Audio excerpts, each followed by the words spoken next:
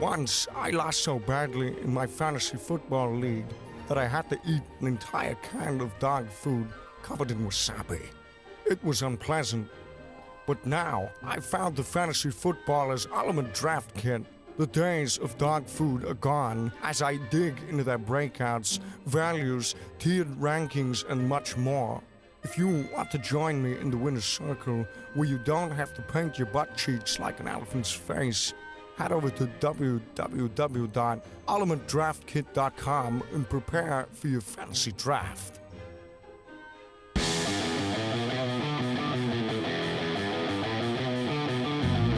Welcome to the Fantasy Footballers Podcast, coming to you from the FantasyJocks.com studios with your hosts, Andy Holloway, Jason Moore, and Mike Wright. Welcome to the show. We're back again. Thursday, May 18th. Fantasy Footballers in the building. You crushed that date.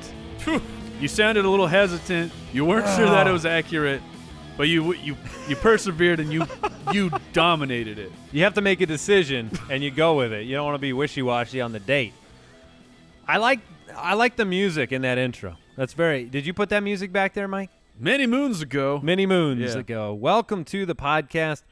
I am very excited for today's episode. We have an episode I'm sure we will repeat at least once more. I was going to say. I already put that on the board. We're doing this episode again. We only did it once last year, but it's so fun that it really should be. We should return to this. Yeah, well, I mean, clearly we will, because today Andy Holloway has been jacked up around the office, running around. I can't wait for today's show. I think he has a list of statistics to come at us, Mike. Like he is. They aren't just statistics, Jason. He's doing a hand motion like he's Montgomery Burns over here. He's a secret stats. Yeah. This is getting built up way too much. I don't know if I have what it takes. Secrets. Today's episode is Explain Yourself. We are defending we're defending ourselves against the other two. For our early season rankings, players that we have ranked a completely different way than the other two guys. And so if you've been on the website, thefantasyfootballers.com, you look at the rankings, you see where we have our initial early rankings. All the rookies are in there. Everybody's in there. Even LeGarrette Blount, whom we'll talk about very shortly. They're all in there, but some of us, we just feel a different way about a certain player. And today is the Explain Yourself episode. Quick question, though, guys, jumping right into it here. This one comes in from Tim Seaman. He said, who will have a better fantasy football season this year, guys? Eddie Lacy, Paul Perkins, or Ameer Abdullah? I think it's a good question because all three of those guys, they've got upside and they have some downside. Yeah, they certainly do. For me, I'm still buying into Ameer Abdullah because I'm buying into a second-round talent. When we have seen him on the football field, he is an electric playmaker. He was already reinforced as the starter for Detroit. They did not make any moves. Meanwhile, Seattle has 1,000 running. They're taking that New England Patriots approach where they just keep adding a new running back every single week.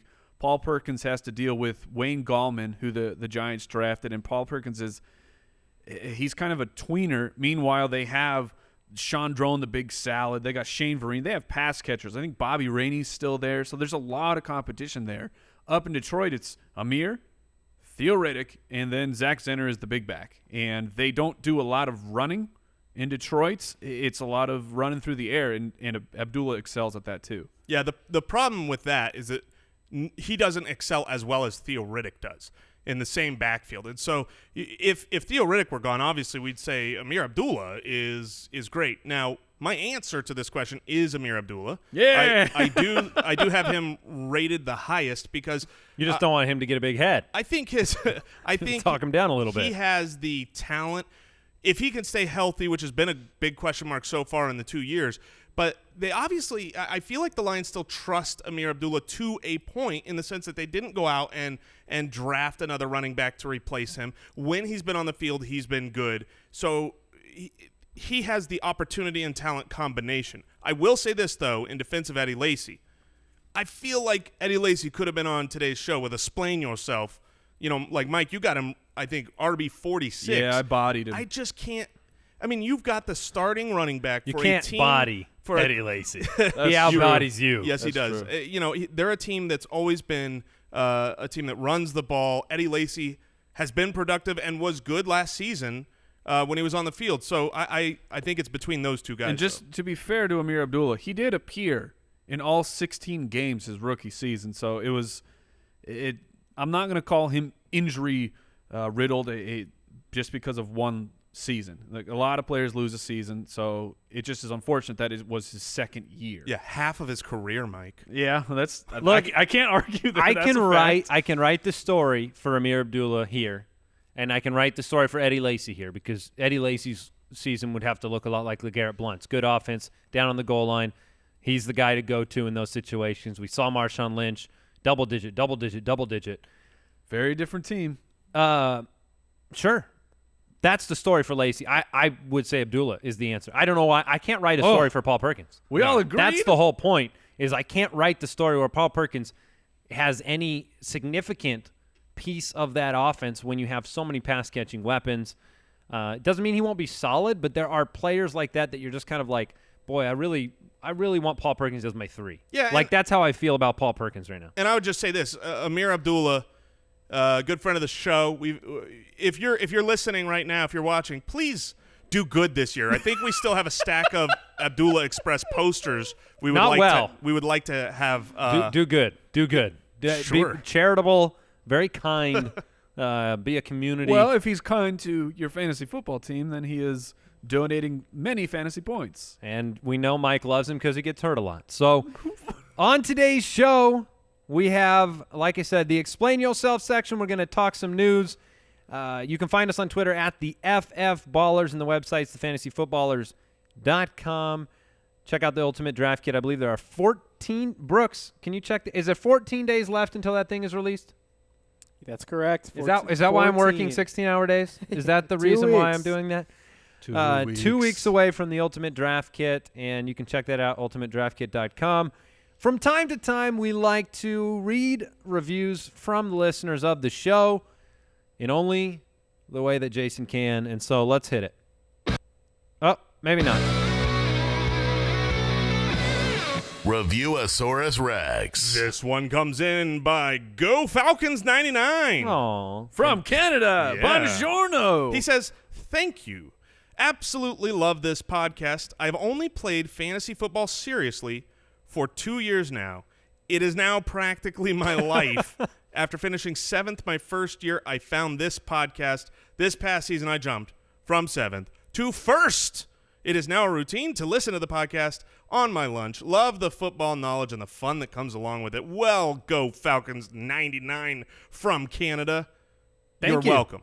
Well, Yes. his message Yes. was No, thank you. You're right. You're welcome. And But look, it captures what this show is all about. We want to deliver solid fantasy football knowledge that helps you win your league, helps equip you to make good decisions, and we like to have some fun. Well, and on That's top what of fantasy that, football is. Just a sincere thank you. Yes. The reviews, people think, well, if you enjoy the show, a quick way you can help us out with very little impact to your life, just click some buttons and then leave us a 5-star review. It helps us out. Absolutely. Let's get into the news.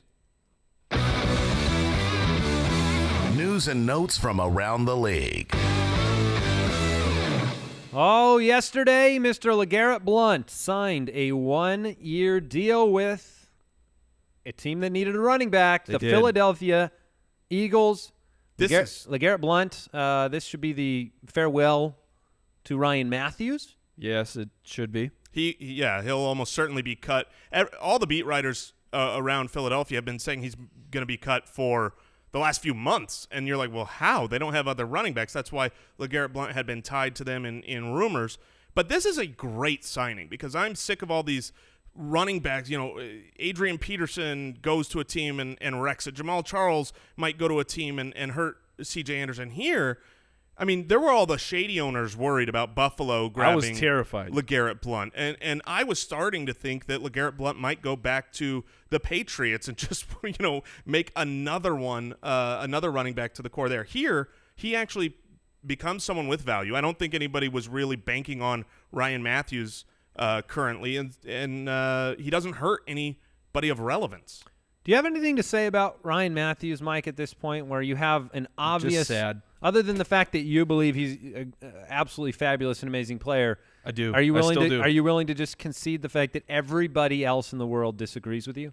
No. No, he can't because I agree with him. What I will say is I think it's to disagree that he is a very good player. I would not agree with that at all. But is he better than LeGarrette Blount? yes, he's a So much why better is he running- being cut and LeGarrette Blount being signed? Money and injury. Ryan Mathews is officially, not that we needed last year, but Ryan Mathews is injury prone. There are some guys who just can't seem to stay healthy. And I just want to throw this out here. I love the signing by Philadelphia. I think that LeGarrette Blount could be a low-end running back too for this team. I think he can score a bunch of touchdowns just like Ryan Mathews did last year for Matthews the Eagles. had 8 last year. Yes, and I also want to throw out we have a guy in our keeper league.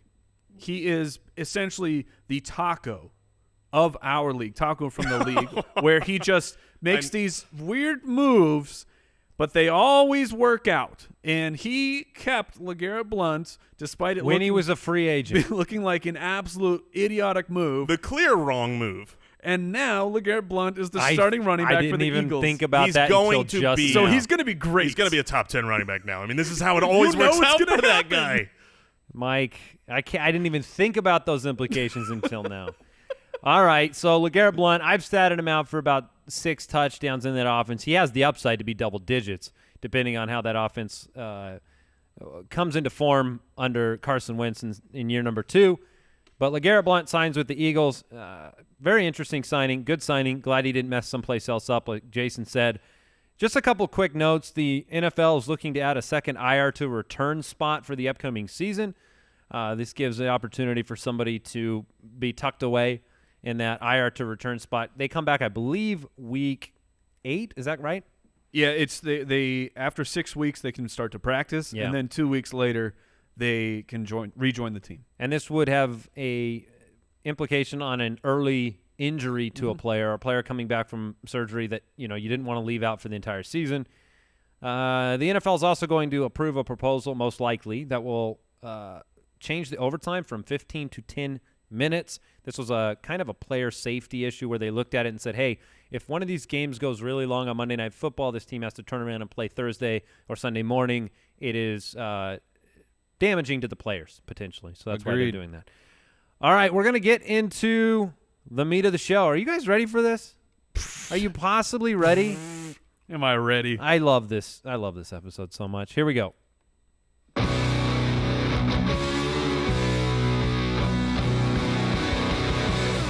I'm quite well, thank you. No. Clearly you are not.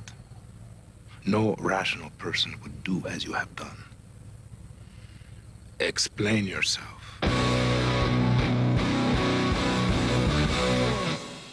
It's time, Mike. Let's break bad. Just like Gus. Gus was always bad. Gus was always bad. And yet, So good. Such a someone kind you could root fella. for. Look, he was a wonderful employer. That's for sure. Depending on what company you worked for. Yeah, which side of All the right. Our initial rankings are out. Mike, we looked at the rankings. We saw you had Big Ben up there at number 6. Jason and I have Big Ben at number 16.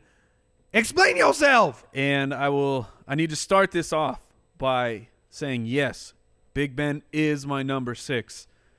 Does that mean I am drafting him like my number 6? No, not at all. That's how my projections have him landing if he can make it to 16 games, and that's a pretty big if with Big Ben lately. And I actually had Big Ben much closer to the area where you guys had him. And then something happened over this offseason. In a world. And a player was reinstated. An alien of a player in Martavis Bryant. And we can do this as a combo package here because I have Martavis Bryant much higher than you guys do. So I'm going to give you some numbers here just for reference on Big Ben. Big Ben 2014, this is when everything really changed for him, when everyone said, okay, Big Ben is great for fantasy because he played all 16 games, almost 5,000 yards, 32 touchdowns. What also happened that year? Martavis Bryant joined the team. You can look back to 2013. He's a 4,200-yard guy. 2015, he only played 12 games, but his pace, 5,200 yards and 28 touchdowns. Last year, with no Martavis Bryant in the 14 games, his pace was only 4,300 yards and 33 touchdowns. So the touchdowns were still pretty nice for him, but the yards were way down because Martavis Bryant makes that big of an impact for this team. He is an absolute dominant wide receiver who, in his rookie year, he finished as the wide receiver 55 in only 10 games, and he was a rookie. He was only playing, 40, 50% of snaps. The following year, despite he had his, suspension at the beginning of the year, and then the team didn't let him back quite yet. Then, on top of that, his final 2 games, he essentially did nothing. He had 1 total catch or two receptions for 6 yards. Even including those abominations of games, he was on pace. Let me make sure I got this right. He was on pace for over 1,100 yards and 9 touchdowns, a full 16-game pace. Martavis Bryant is a special player. He is an outlier to me of talent in the NFL, and I think that he raises Big Ben's ceiling that much. And Martavis Bryant, if he's playing, high risk, but if he's playing, like I have said, he's a wide receiver too for me. Yeah, I would say that the majority of people in the world that are listening might think that Andy and I are the ones that need to explain ourselves, saying that Big Ben, who might be a Hall of Fame quarterback, who's usually drafted around quarterback 6 which or 7. He shouldn't, and he should not be. He's the easiest person for people to go, hey, Big Ben's going to have a great year, and you just kind of, you nod and you go, oh, yeah, I mean, Antonio Brown. Big Ben has played 13 seasons, only 9 times 9 of those 13, he wasn't even a quarterback 1. So that's just not getting it done for me. And then you factor in, and I agree, maybe he does step it up. Maybe 16 is a little too low if Martavis Bryant is in that starting role and looks good. But I like how you let it off, saying you're not necessarily drafting Big Ben that way, because when you spend high capital on a guy as hot and cold home and away as Big Ben, I know it's been talked about a lot, but it's so real that you need to understand you can't start Big Ben on the road, even going back to when he had Martavis Bryant. I was going to say, let me piggyback on that, because I don't know if you looked that up too. That's the stat that I wanted to see what happened to Big Ben home road with and without Martavis Bryant. Because there's no question. Mike, you're 100% right. That team is better with Martavis Bryant playing well. There are 7 points per game. That team scores 7 points more per game when Martavis plays than when he doesn't. Here's the catch on that. When Martavis played, Big Ben stunk on the road. In fact, without Martavis Bryant on the road, he was actually 2 points better than with Martavis Bryant on the road. His entire improvement was Martavis Bryant at home. He averaged 29 fantasy points a game compared to 20 points a game at home without Martavis Bryant. So it all came down to that split. I love Big Ben as a streaming quarterback when he's at home. But you mix the risk of Martavis Bryant and that I just cannot project him to get up into number 6. Is he capable? Look, Big Ben, traditionally, every single year, what did he have? He had 2 5-touchdown games a couple years ago. He can do it. But I don't know if Martavis Bryant – I mean, you have been the first person to say – now, I understand he's older, but you've been the first person to discount Marshawn Lynch simply because he missed time on the field. Rhythm, is he the same player? Does he have the same role? Juju Smith-Schuster was drafted. Have other players in that offense. Too scary. I'm too frightened. It's zero concern to me. It's par for the course for Martavis Bryant to miss some time and then come in and dominate. I mean, I've lost my notes here, but his first 4 games of his career, he dang it, I'm sorry, I lost it. But he had 6 touchdowns in his first 4 career games, and that was week 7, I believe. So he didn't start the season as a rookie. He had to earn his way onto the field, and he came on in a big way. It's been a while. It has been a while. And he could be suspended again really easily. Yes, that's why I was saying there's absolutely high risk for him. But you don't have concern that if he plays, he'll be the same player? No, I do not. Okay. All right. Let's turn – you got anything else to add on that one, Jason? No, I think we've exhausted it. So, Mike, you have explained yourself obviously very poorly. Christian McCaffrey is the next player. We're having Jason explain himself on this one. Mike and I, we've got him at number 14 in half-point per reception leagues. I should have led off this whole segment by letting people know, reminding people that these are half-point per reception leagues, and we are defending ourselves against the other two. So, Jason, you have Christian McCaffrey at 25. We both have him at 14. I think for us it comes down to, and Mike, you can add to it, comes down to the draft capital invested in the talent and the PPR potential of a guy like Christian McCaffrey. Jason, explain yourself. Yeah, I mean, look, Christian McCaffrey is all the rage right now, especially people listening to all the kids are doing it. I mean, if you're listening to fantasy football podcasts in the middle of May, then that means you have been plugged into rookie Twitter and the rookie world. Draft the Twitter. Amount of pub that rookies get every offseason is disproportionate to what rookies produce. Now, that's not to say a running back specifically. There are guys every single year that produce at that position. I mean, we had Jordan Howard last year and Ezekiel Elliott. A lot's been made of, if you take a running back in the top 10 picks, they usually perform. And the reason I've got him at 25, I mean, that's not, killing the guy. That's just saying – no, it's not. It's not bad. I'm lower on him than a lot of people because his skill set is matched with the poorest team. Now, let me be real clear. I'm not saying he's matched with, a team that is not the best for a pass-catching running back. I am saying that he is matched up with a team that is the worst. Not bad, but the worst for a pass-catching running back. And the stats bear this out.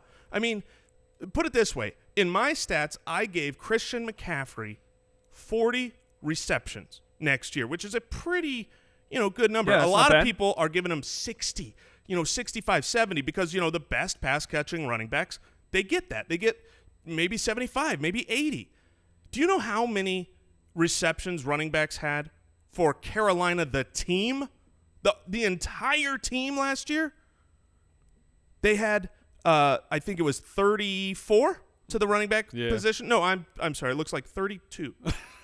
You misspoke. Well, it's hard to tell, Mike. Sounds like they needed a pass-catching running back to throw the ball to. You mean like Jonathan Stewart, who used to be that when he came in and had 40 he hasn't plus been receptions? for years. He hasn't been for a while. Well, I know, but I'm saying he is capable. Now, I know they're going to change it up, but I just believe that he very well could lose goal line. I don't expect him to get goal line when you've got Jonathan Stewart there. This is the Carolina Panthers that drafted a first-round guy in D'Angelo Williams, followed that up with a first-round guy in Jonathan Stewart, who was, a pick number 13 in the NFL draft, and they split him. Everyone was like, no, let Jonathan Stewart free. No, they split him because they had two good running backs there, and they just paid Jonathan Stewart. See, I buy into that line of thinking a lot more than I do that they aren't willing to throw the ball to Christian McCaffrey or that he's not suited to do that. Because I don't think you would make the same argument. Look, you draft Leonard Fournette, you're going to run the ball. You mentioned transitioning to an I formation to be conducive to Leonard Fournette. A lot of what happens in the NFL, and maybe it's a hard thing to predict in fantasy football, is you conform your roster and your team a lot of the times to the talent that you have. I like the argument that they're not going to waste Jonathan Stewart. I think that's a pretty compelling one. You have him back. You paid him. Why wouldn't you split time with McCaffrey, and therefore McCaffrey's not worthy of that type of a high ranking? Right. And I would just say the difference there between, okay, now we want to run the ball more because you drafted Leonard Fournette. Well, you're calling the plays. You call a running play. Most, pass-catching running backs, when they're up in those 60s, those 60s, 70s, they're not getting 60 screenplays called for them. It's the dump off that's kind of they read and then they dump it off like a Drew Brees, but that's just not Cam Newton's game. I could be wrong on this, but I believe that the contract extension was not more so that they're rewarding Jonathan Stewart, but they're positioning to get out from Jonathan Stewart. They were fixing where his money was coming. That's my belief. And like I said, I could be wrong, but Jonathan Stewart, Cam's rookie year, Jay Stu had 47 receptions. So it's not that they can't do it, and maybe it's buying a lot into narrative, but the team has said we have to change how we do things. Their first two draft picks says that they're going to change how they do things. So that's all that's how I'm projecting Christian McCaffrey, and I'm not projecting him with that goal line situation. Just like a 50, I have him at 50 receptions, and he could see more than that. I feel like they're seeing what's Le'Veon Bell doing, what's David Johnson doing, and we can have Christian McCaffrey do that. All right. What's next? I don't have the doc in front of me. I explained myself. Next up looks like it's you, Andy. Oh, Brandon Marshall. We got to talk about this Brandon Marshall. We know that Andy likes a couple things. He loves Pazookies. Yeah. Oh my gosh. He loves lemon. Werther's Originals. Loves All Werther's right. I don't Originals. love Werther's Originals. He loves. I like Hard Milk candy. Duds. He- I like Milk He Duds a loves heck of a lot. confirmed old people candy. We put it to Twitter.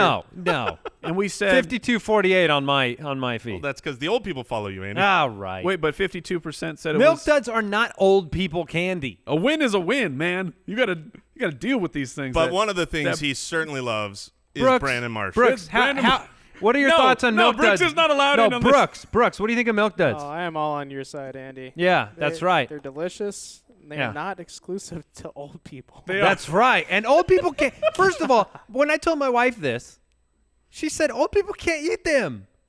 They'll That's- destroy their teeth. That's You not. kidding me? Their teeth are indestructible. They're All already. right. But anyways, on top of that list of things that Andy loves is Brandon Yes. Marshall. A lot of people love Brandon Marshall. Wide receiver now for the The New NFL York Hall of Giants. Fame's going to love him. So we have a quite a big quite gap. a wide margin here of our rankings. So Andy, explain yourself. Brandon Marshall's one of the best wide receivers of the last 10 years. He has the skill set to Like continue. Milk Duds. No, that's the last 100 years. Look, Brandon Marshall, I like him so much that I've had to temper my excitement for Brandon Marshall this year. And it wasn't something that happened when this trade took place. When the trade took place, or the signing took place, and he went to New York, it made me think, okay, ancillary piece.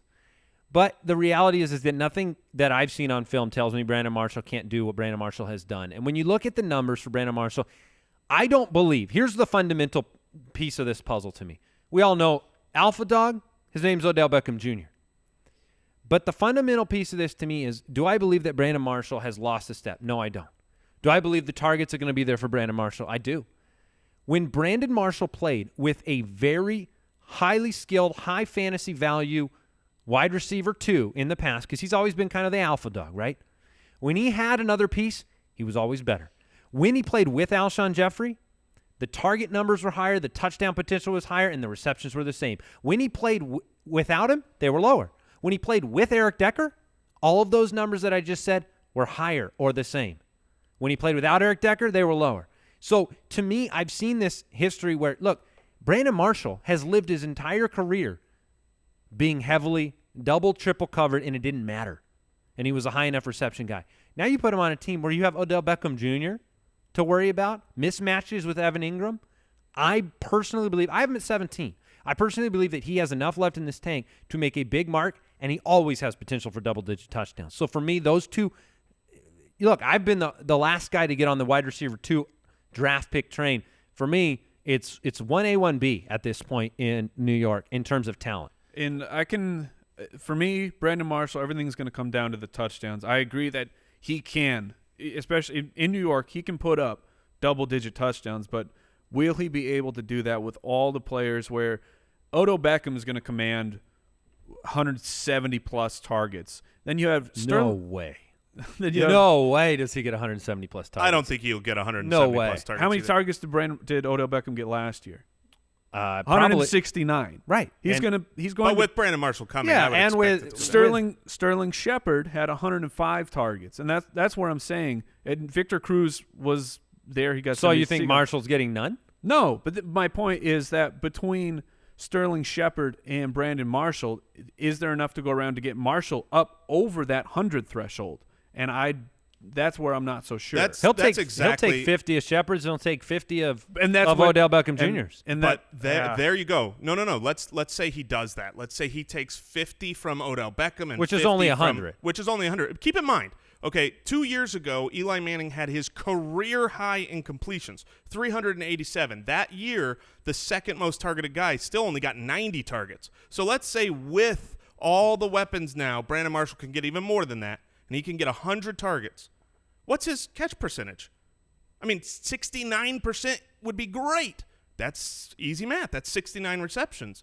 That's just not getting it done for the Brandon Marshall who's always been 90, 95 receptions. If he gets 65. If he can get 90 receptions on 70 targets, sign me up. Yeah, so my point is I think that, 65 Hey, you don't think there's enough to go around? to 70 receptions is kind of where I'm capping him. And then it just comes down to touchdowns. Which you believe he'll score very little with him at 38. If you believe he's going to have 69 receptions and I've got him with 7.5 touchdowns. I've got him 67 receptions, 832 yards, and 7.5. where does that put him in your standard league scoring then? Standard you've got league, him I at think 38. he's 32. So you're saying he's not even in consideration for a wide receiver 2? That is correct for me. Okay, so that there's a big I do believe Brandon Marshall has it left. And this team's going to pass the ball. That's what they've done. So we'll see what happens with that. We already kind of talked about Martavis. Mm-hmm. So we're gonna move past that. Let's talk about Corey Coleman. Yes, please. I've had a lot of dynasty interest in Corey Coleman lately. I picked him up. Actually, I had him. I traded him. I picked him back up, and now I'm getting emails about him. People want Corey Coleman. I don't have him. I have him at 44. I have fears. I can see the upside of Corey Coleman, but Jason has him much higher than Brandon Marshall in that wide receiver 2 range at 26. So, Jason, explain yourself on Corey Coleman. Why do you like this guy so much, and what opportunity do you see for him? Obviously, Pryor out the door, but Kenny Britt coming into Cleveland. Yeah, so, I mean, here's my view of Corey Coleman. When we saw Corey Coleman last year, he had, some games that really electrified.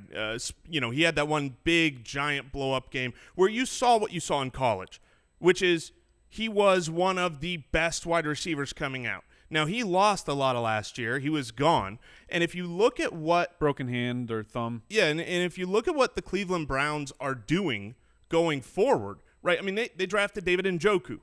What did they do with their quality tight end that was there who doesn't really fit the future in Gary Barnidge? They said, you don't help us in the future, and we are building a future team. So when I look at the wide receivers here, there's not that many wide receivers. It's just like Terrelle Pryor became the complete lion who gobbled up he had 140 targets in that system last year. You've got either Corey Coleman is going to get the bulk, and I think he will, or you're going to argue that Kenny Britt is going to take over that role for Terrelle Pryor. I don't think Kenny Britt is who the Cleveland Browns see as their future. I think it's Corey Coleman, and if he ends up with 140, 150 targets, which that's kind of where I can see him going, he has the talent to take these balls to the house. I've got him just outside a wide receiver 2. He's still a wide receiver 3 to me, but I expect him to be the number 1 wide receiver for the Browns, and we saw last year that when you're the only show in town, you can get fantasy production. Yeah, and that would be my only argument is to say he's the only show in town when you spent the money on Kenny Britt, a 1,000-yard receiver, would be a stretch for me. I do agree that Corey Coleman will be targeted much more than last year. He may even be the one, but to the tune of Terrelle Pryor, like 140-plus targets, I don't foresee that happening, and I don't think he's going to score more than 3 or 4 touchdowns. So I think that's the challenge here. If you get a quarterback in place that can air it out, that can get him the ball, maybe Hugh Jackson lets him do that. But, for me, Terrelle Pryor exceeded a lot of those were slants, getting the ball out of Cody Kessler's hands at the line of scrimmage. It's not that Corey Coleman can't do those things. He can.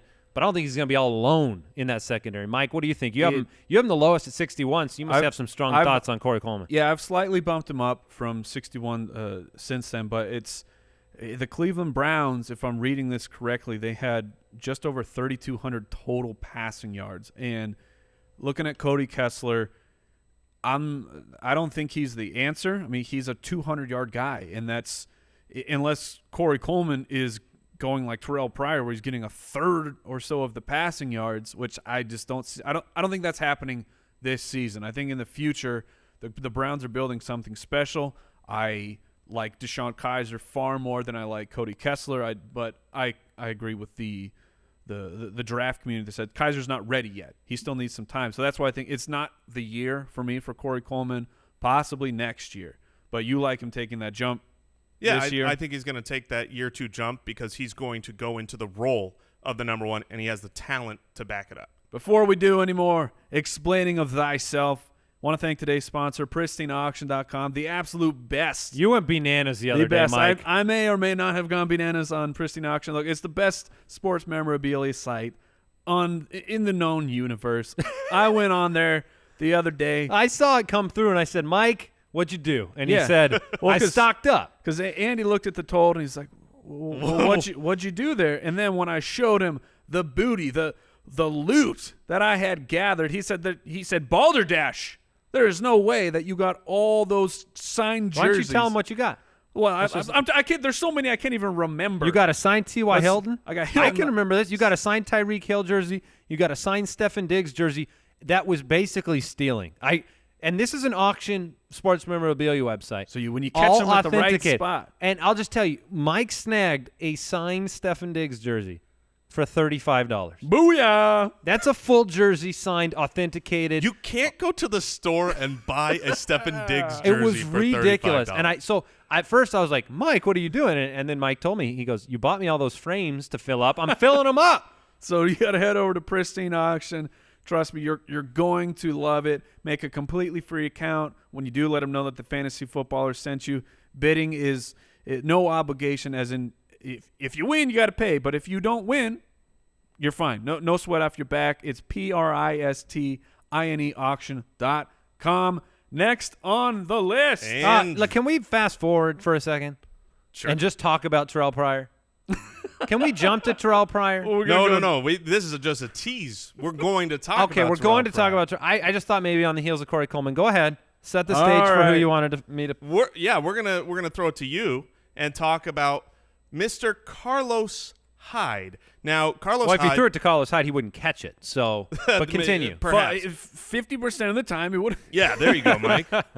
Glass half full. So I have Carlos Hyde down at 32, and I've seen a lot of mock drafts with Carlos Hyde obviously going much, much higher than that. You guys have him at 15 and 21, and to be honest, cool. That doesn't really bother me that much. I've made a willful decision to move Carlos Hyde down into the 30 range because you know what? I don't want any of you out there making the mistake of drafting Carlos Hyde because I don't think it's going to end well. I mean, before we had his name in this doc for the Explain Yourself, before news broke today out of the Bay Area, a beat writer anticipating that Joe Williams could very well take a hold of this backfield, if not by season's beginning, a few weeks into the season. He is the pick, the hand-picked Kyle Shanahan guy in San Francisco. He's the youth. He's the piece. Carlos Hyde, last year of his deal. And honestly, Carlos Hyde cannot stay healthy. And that's what it comes down to for me. I'm not going to sit here and say, boy, when Carlos Hyde plays, he's terrible. No, he's not terrible. But you know who he is? He's Ryan Mathews. Yeah, that's probably why I like him so much. That's probably why you like him. And look, if Carlos Hyde, if you told me, boy, he's going to be healthy and he's going to be on the field, I'd say, you know what? He's going to score a ton of fantasy He'll points. be a 1. And you're going to be loving him. But you're not. And he won't. And so I've got him at 32, and that's the end of that story. And I just wanted to run some numbers by the people just so you can understand that Carlos Hyde is good. And I can't disagree with Andy that he can't stay on the field because he's literally never done it in his entire career. However, last year, according to Pro Football Focus, 10th among running backs in missed tackles, 37. He had more than Zeke last year. He had 12 runs of more than 15 yards.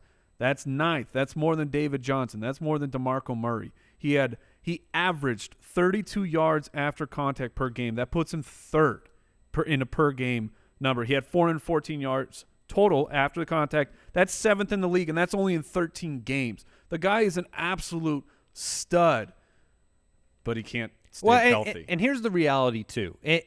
If you told me Joe Williams is going to be the starter, I'm not going to anoint him a top 12 position because this team isn't very good either. Carlos Hyde, he was on the field beyond Week 5, wasn't he? He was on the field a lot. He had monster games. Yes. He didn't score a touchdown from Week 5 on. Well, remember how bad his team was. That's what my point is. My point is that even if he is healthy for a good part of the season, you are capped at that touchdown total. If this team cannot get in the red zone, give him opportunities. Joe Williams in the backfield, they sign Juszczyk.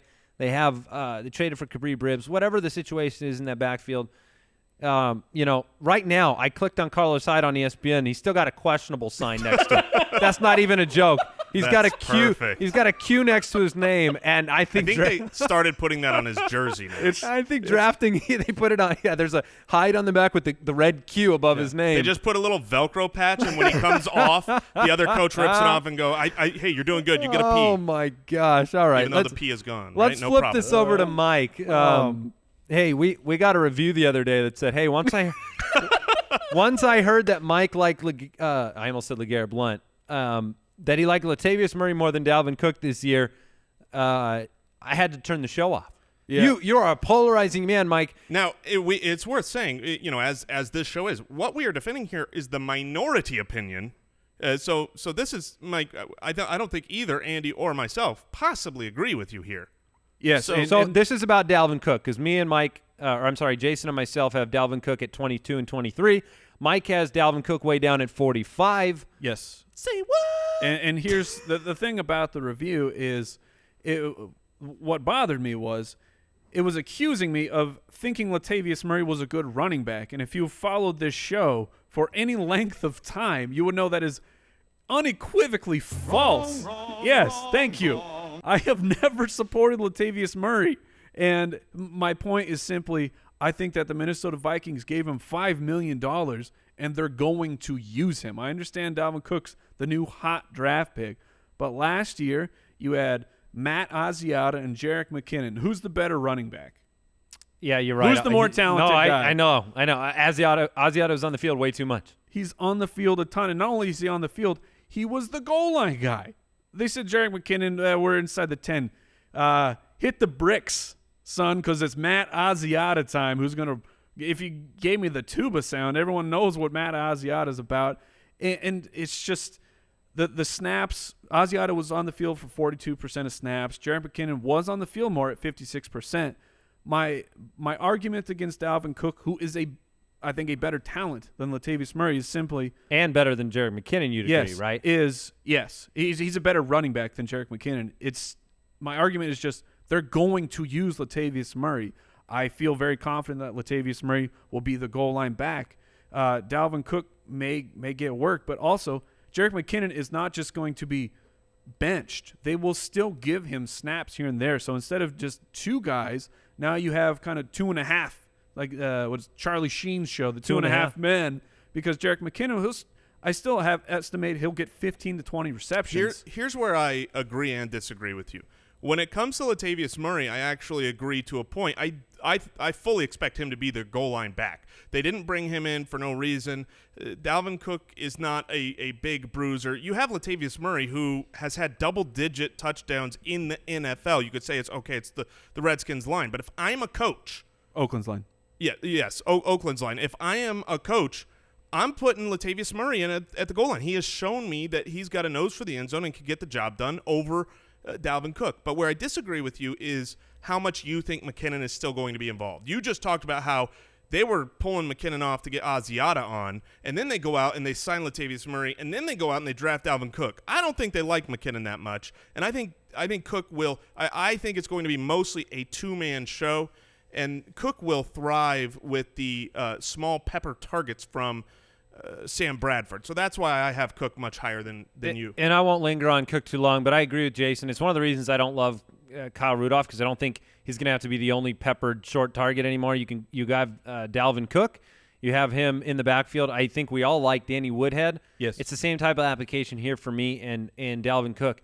High utilization and in a half-point per reception league. I just like him more than Latavius Murray. Now, if it seems like they're going to commit to Dalvin Cook as the passing downs back, then I will absolutely move him up. McKinnon had 43 receptions. Asiata had 32. Jason's right. They throw to the running back a ton, where Sam Bradford at least did last year. I don't know if that's what they really want to do, but they were forced into it. With their offensive line was a disaster. But so last year, just the final thing is Matt Asiata running back 38, Jerick McKinnon RB 30. My argument is they're just going to cannibalize. We got another it could be Donner Party situation. Yeah, it could be a bad here. situation. I agree with that possibility. They're not a good running team. They weren't last year. It's time to turn our attention to maybe the most debated guy in our studio, certainly over the last week and a half. In fact, I had to ask myself before we did this segment whether we had done this segment already, because we've done it around the office. We've done it over the course of the Ultimate Draft Kit. We just did our player profile videos at the wide receiver position. So we just had this debate in brevity. Let's talk about Terrelle Pryor. And the defend yourself goes to Jason because he's got Pryor way down at number 30. Terrelle Pryor signed by the Washington Redskins, 1-year deal to come in and be a big piece of that passing offense. Everybody freaked out when Deshaun Jackson, Pierre Garçon left Washington. Josh Doxson coming back, was injured most of last year, high draft pick. And then Terrelle Pryor has arrived. Terrelle Pryor, great year last year. Jason, defend yourself. And then I'm going to talk after that. Sure. I know you got some juice on why you believe you're right. And here's the deal. I love Terrelle Pryor. I root for him. No, you don't. No. You don't like him. I like him. When he first came over, I thought, man, he was, he was a wide receiver too with the Browns and their mishmash of quarterback garbage last year. How dare you insult Charlie Whitehurst? Now he comes over to, Kirk Cousins and a good offense, and I'm like, how is he possibly go down? But then I look at it realistically. I mean, the truth is there's no way he can't do anything but go down. And the reason why... Just wait to hear how I look at it. Sure. Well, would you say Terrelle Pryor was good with the Browns last year? I would say Terrelle Pryor had a very good year, yes. Yeah. Can I interest you in a little more than 3 receptions and a little more than 50 yards for 0.1 touchdowns per game? No. Because that was what he did when Corey Coleman was there, and he wasn't the only show in town. How many games was that? That was 6. That was 6 games, which I think is plenty when you're talking about a single season. But let's shift over to look at the Redskins. Okay, the Redskins have Kirk Cousins, a guy who I think is obviously worlds better than the Cleveland Brown quarterback, but a guy. How dare you insult Kevin Hogan? But a guy who spreads the ball around. Do you want to know that? Look, Terrelle Pryor is not as good a wide receiver as either Pierre Garçon or Deshaun Jackson. Now, they're all different types, but at the end of the day, how in the world a first-year, single-year wide receiver converting from quarterback could be better than these Pro Bowl wide receivers who knew the system and had years with Kirk Cousins? I would be surprised. But neither one of those guys, despite Jordan Reed, the actual main target and main red zone target, being gone for half the year, despite that, which is like the best situation for their wide receivers, they didn't have a top 30 wide receiver last year in fantasy football. Either of them. So now you're telling me Terrelle Pryor, the second-year wide receiver, is going to come in. Josh Doxson, who they drafted, is there as well. They did sign Bryant Quick. They have Crowder. They have Jordan Reed. And all of a sudden, I mean, how many targets could he possibly get? Last year, if you look at the targets, Garçon had 114. Deshaun Jackson had 100. So let's say somehow that he gets more than even Pierre Garçon. He's going to get 115 targets. Okay, last year he got 140 targets with the Browns. Yes, the targets will be better per target, but that's not a small gap, and so that would say he goes down. And keep in mind, I mean, when he was with the Browns last year, he was throwing the ball. I mean, I think he wildcat ran in a touchdown. And I talked about Kirk Cousins, his numbers on the Regress Impress show of that. I think that the yardage is sustainable, but I think that his touchdowns were too low compared to what his colleagues had done who were throwing up at that yardage level. So the difference is if he's getting those targets, but he's scoring instead of 3 or 4 touchdowns, which Garçon and Deshaun Jackson did, if you put him up at 7 or 8, then he easily makes that jump into being a wide receiver too. Yeah, I mean, last year, Terrelle Pryor, first year as a wide receiver, first 5 games with a guy named Robert Griffin III. With Robert Griffin III, the ghost of Robert Griffin with III. Robert Griffin III, Terrelle Pryor's fantasy points per game was 8 with RG3. Every other quarterback that you gave him, he was over 15 a game. That's probably at the wide receiver position. Very similar to when Corey Coleman played. Sure, and you've made the wrong connection, and I've made the RG3 connection. Look, 140 targets, yes, you keep bringing that number up, and you want to just extrapolate it over to Washington. Maybe he doesn't get 140 targets, but that's not some insane 170-plus number. That's 16th best per game in football. If he's a 1, that puts him – he can be a 1 in the 16th ranked position there and still get a sustainable target number. Pierre Garçon I don't think he's ever had double-digit touchdowns in his career. He's not a prototypical big type of guy. You heard Jay Gruden come out this week and say he's the most unique athlete he's ever been around. Jay Gruden just said that this week. He's working with Randy Moss and Michael Irvin this offseason. He thinks he should have had over 1,500 yards, and he's right with what happened last year. Deshaun Jackson, the biggest thing I can't get behind. Do you mean Terrelle Pryor or Pierre Garçon? You were saying Pierre Garçon is the most unique athlete. Did you mean Terrelle Pryor? 100%. Okay. Yeah. Jay Gruden came out this week and said after working out with Terrelle Pryor, he's the most unique athlete he's ever seen, and he's working with these big-time wide receivers. To me, the hardest thing to do is to say he's better or worse than Deshaun Jackson or Pierre Garçon. He's completely different. Deshaun Jackson he's had one season in his career, which is like 9 seasons, of over 62 receptions. He's not a high target, high reception type of guy. He's a big play down the field type of guy. And so I'm with Mike on the touchdown totals. Those should rocket up. He's an actual viable red zone option. Pierre Garçon's never been that. Deshaun Jackson's never been a viable red zone option. He's a down the field type of guy. So for me, all the pieces are in place to say I can't imagine him having a worse year in Washington. If with 120 targets, I think he outperforms what he did last year. Well, I could say this. The top 24 wide receivers, so, a wide receiver 2 last year in half-point scoring, only 2 of them were under 120 targets. So you're going to need that. And those 2 were Tyreek Hill, who got a bunch of special teams touchdowns, and Rashard Mathews, who had that unsustainable touchdown rate. To me, if you can't promise me 120-plus targets, you're not going to be a wide receiver 2 according to my projections. It's fair. All right, we're going to close the show out with one final name, a name who he's talked about. He's talked about because he was a hot commodity in the draft. Devante Parker was taken by the Miami Dolphins, and he's kind of languished in a land of nothingness while his counterpoint Jarvis Landry is force-fed targets. Jason and I have him in the low 40s. Could be a post-type sleeper. Could be. Yeah, and that's how Andy views Devante Parker. Jason and I have him in the low 40s. But Andy, is this number still current, this ranking? Is. Yep, 29. Andy has him at 29. Yeah, and I feel super comfortable with that. The Terrelle Pryor area. No, sorry, go on. For you. 29. Yeah, for you. No, that makes sense. No, I'm not like all up in Devante Parker's world. Like, I don't think he's the greatest player that's ever played, but he's a high draft capital guy, and he's been an incremental guy. And you know what else? He's a third-year wide receiver.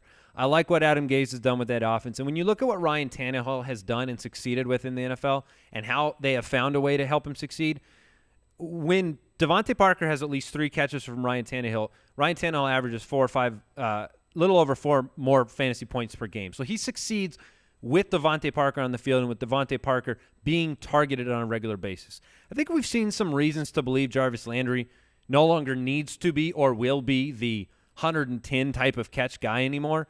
And obviously a piece of that's Jay Ajayi. But you go from year 1 for Devante Parker, 26 catches, 494, to year 2, 56 catches, which is more than double, 744 yards. This year I have him in the 68 catch range for about 1,000 yards. And so that's good enough. That's a hot take for me. That's good enough for him to get up into that 29 range. It's not like this is a late-round wide receiver that doesn't have the potential. This is a high-investment draft capital type of guy who we've seen make absolutely huge plays. Yeah. That's actually been one of the things where Tannehill has thrown the ball up to him, and he's gone up and made really incredible down-the-field catches. To me, I just see a stair step, and a stair step still makes him a 3. I was going to say, I can't really complain or disagree with this ranking. Obviously, my ranking says, 48 versus the 29. But you have to keep in mind, every single year, certain players improve, and you have to project them forward. I am not projecting Devante Parker forward, but if he takes that step forward, he's going to be where you have him. That's what's kind of nice about having consensus rankings between the 3 of us, is that when 1 or 2 of us actually project that step forward, it's not just getting those repeat numbers of, okay, everybody's going to do what they did last year. Right. And so if he does take that step forward, which I do believe a year 2 in Adam Gase's system with continuity there at the wide receiver position, Ryan Tannehill is exactly to me like Devante Parker. I have statted him to not take a step forward, just like Devante Parker, and yet there is a decent chunk of me that believes that this could be a step forward year. So I like the fact that our rankings have, that neutral year mixed with that step forward year, because no, that's a good point. Wouldn't shock me. I think a lot of the times when we look at these guys, we're looking at range of outcome possibilities. Yep. At least with Devante Parker, you have a range of outcome possibility to me. He's built like a prototypical number one wide receiver. He's in a system where number one receivers have succeeded. And I think everybody probably just says, well, the number one is Jarvis Landry. And you're probably right. But at least that's a possible outcome, as opposed to, I don't know, if you draft Anquan Bolden or Kamar Aiken, you don't have a possible outcome of, top 15 numbers. And I agree that it's there. Why I don't think Devante Parker is set to have the explosion year is the Ajayi shift for the team from week 5 forward. Ryan Tannehill is throwing the ball 28 times a game per average, and that includes an outlier huge number where they were trailing the whole game and they just had to throw. But that's 446 attempts on the season. That's lower than Alex Smith. That's lower than Dak Prescott last year. Very low. And Jarvis Landry is still going to command a bunch of targets. Landry had 131 last year. I still think that he's going to get the predominant share. And they paid Kenny Stills. They want to keep him around. The Miami Dolphins run a 3-wide set a high majority of the time, more than other people in the NFL, but that just leads to spreading the ball around a little bit more. So I feel like Parker and Stills limit each other because it's a run-first team, and you have just so many options. I mean, run first, pass to Jarvis Landry first-ish, and then the other two guys are just afterthoughts. But it'll be interesting to see how will Parker get used, because you have his rookie year where he was averaging 19 yards a reception. And that's when he was really making those sensational down-the-field types of catches. But if I'm correct, that was not Adam Gase, because Adam Gase, that was his first year, and the yards per reception dropped down to – They did. They went from 17 to 13.1. Right. The usage changed. Obviously, the yardage went up and the catches went up. But, that's a good point. We'll see what that offense can do. That is it for the – Explain yourself. We will definitely do another one of these. Obviously, Jason highlighted the key to having consensus rankings, and those rankings and projections and all of that. You can find the rankings on the website. You can find the detailed projections at every position in the Ultimate Draft Kit at ultimatedraftkit.com. And the tiers. The nice thing about this, and I got an email this morning. They said, hey, I want to use your Ultimate Draft Kit, but I don't really understand everything that's inside of it. Is this something that you're going to ship me? Is this something that I can bring to my draft? This is something that we find. No, and then yes. Yeah, we're not going to ship you anything. It's a digital product, but that's what makes this product unique as opposed to buying a magazine in the supermarket. Is we update this thing almost daily, if not daily. Daily. When things change, when news breaks, when depth charts change, when camp battles break out, you don't have a piece of paper that you can't edit. You have a consensus ranking and projections from 3 of us who spend way too many hours of the day looking at it, updated all the time, and we have printable cheat sheets with tiers that you can print out, bring to your draft if you are a fan of that, and having that checkbox and being able to have that right in front of you. And if you have a draft at the beginning of August and you have a draft at the end, you can print it out another time because things will have changed and migrated.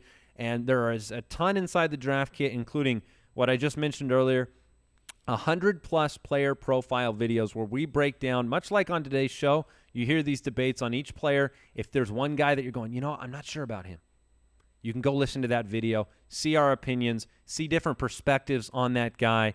And it's jam-packed. You got the reception perception. Just going to say, we have an exclusive with Matt Harmon's reception perception on our top 50. And if I know Matt Harmon, which I do, yeah, he'll sneak some more in there as well. He really likes Terrelle Pryor, too.